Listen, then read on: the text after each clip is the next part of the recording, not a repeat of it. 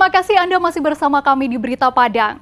Bagi Anda yang baru saja bergabung, kami hadirkan kembali 3 berita utama pada pagi hari ini.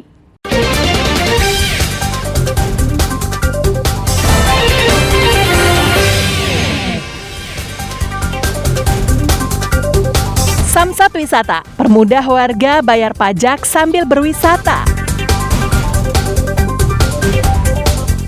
Tingkatkan kemampuan rescue, anggota Basarnas ikuti pelatihan beregu penyelamatan dan pertolongan air.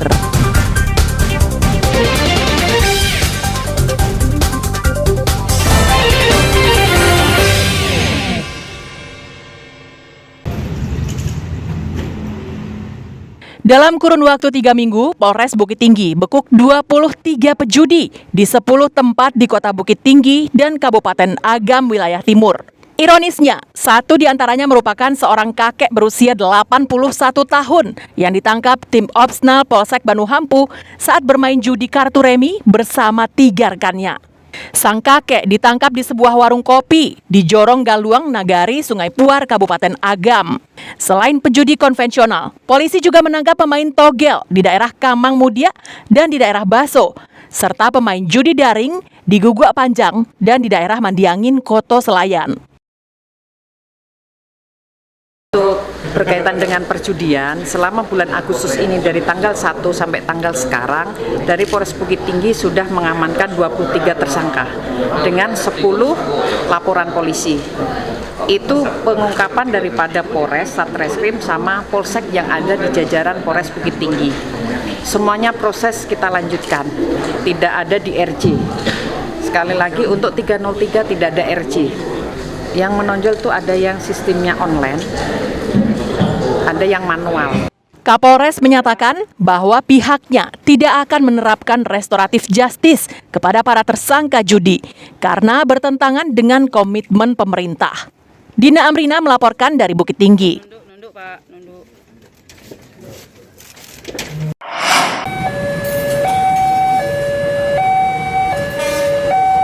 Angka kecelakaan kereta api di Sumatera Barat merupakan yang tertinggi di Indonesia. Tahun 2021 saja terjadi 27 kasus kecelakaan kereta api yang menimbulkan korban luka ringan, luka berat, hingga meninggal dunia. Pada tahun 2022 ini, dari Januari hingga Agustus, PT Kereta Api Indonesia Divisi Regional 2 Sumatera Barat mencatat ada 15 kecelakaan.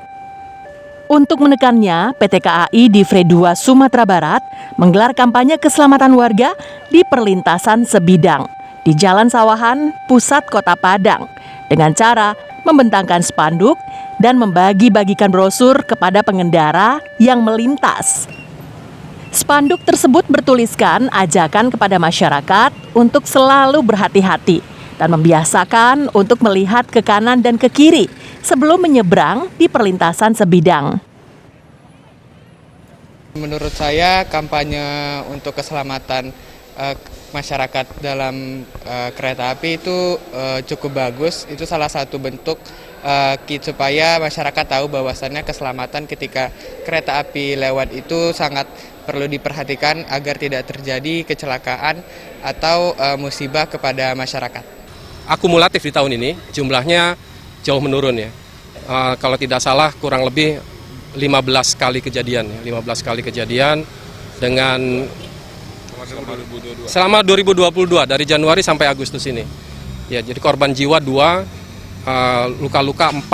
Ya, kurang lebih seperti itu. Jadi sebetulnya sudah menurun, sudah makin membaik budaya, tapi ini masih cukup tinggi kalau dihitung dari skala nasional. Pintu perlintasan kereta api hanyalah alat bantu keamanan bagi pengguna jalan. Sedangkan upaya untuk mengurangi terjadinya kecelakaan kereta api di perlintasan sebidang merupakan tanggung jawab bersama. Laude Juhardio Anse melaporkan dari Padang. Belakang. Bayar pajak 1, Pak.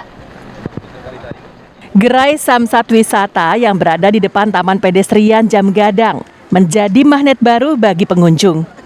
Pasalnya, selain berwisata, mereka juga bisa membayar pajak kendaraan bermotor.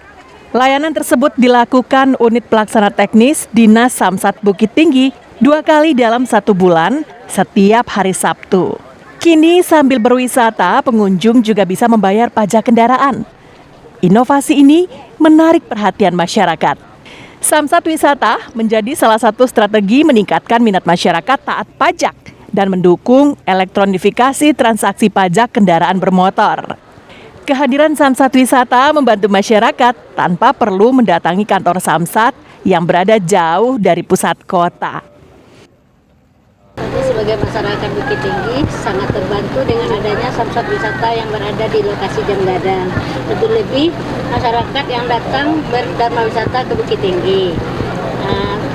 Mungkin mereka tidak sadar pajak mereka habis dan di saat pergi jalan-jalan ke Janggadang, tentunya pajaknya bisa dibayar di Samsat Wisata Bukit Tinggi. Selain pelayanan di kantor Samsat Pusat di Gadut, Samsat Drive-Thru, dan kantor pusat mal pelayanan publik, bayar pajak juga bisa dilakukan berbasis teknologi informasi melalui Samsat Digital Nasional atau Signal. Keberadaan kita di tempat objek wisata ini merupakan pengembangan dari kita sebagai pelayanan harus melayani masyarakat di mana saja, memudahkan masyarakat dalam melakukan kewajibannya. Khusus audien kita di sini tentu ada masyarakat yang datang kemudian lupa bayar pajak, lihat mobil Samsat sekarang dia bisa bayar pajak di sini. Jadi tidak melihat dari daerah mana. Inovasi layanan tersebut mempermudah warga menyetorkan pajak kendaraan mereka yang berkontribusi pada peningkatan pendapatan daerah. Dina Amrina melaporkan dari Bukit Tinggi.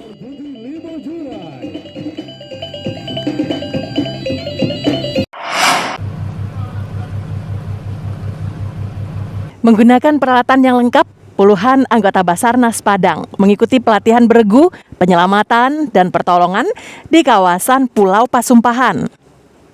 Peserta pelatihan menggunakan kapal RIP menuju lokasi. Kapal ini merupakan salah satu kapal canggih milik kantor SAR Padang. Dengan metode penyelamatan dan pertolongan korban yang tenggelam di air, para rescuer berhasil menyelamatkan korban, menandu, dan membawanya ke kapal. Data Basarnas Padang tahun 2021 hingga sekarang mencatat 34 kasus kecelakaan di perairan Sumatera Barat yang ditangani. Untuk latihan beregu di pertolongan di air ini adalah salah satu upaya peningkatan kompetensi rescuer kantor SAR Padang untuk tahun 2002 ini. Jadi peningkatan sumber daya ini untuk skill mereka menghadapi hal-hal apa saja yang terjadi nanti di perairan Sumatera Barat. Selain kesiapan SDM, kantor SAR Padang juga memiliki peralatan penunjang yang lengkap, yakni sebuah kapal besar, 3 kapal RIP, 5 perahu karet, serta peralatan panjat tebing yang kerap digunakan untuk penyelamatan di daerah ketinggian. Alfi melaporkan dari Padang. Saudara, informasi tadi sekaligus menutup berita Padang pagi ini. Saya Frin Meriana beserta tim redaksi yang bertugas mengucapkan terima kasih. Sampai jumpa.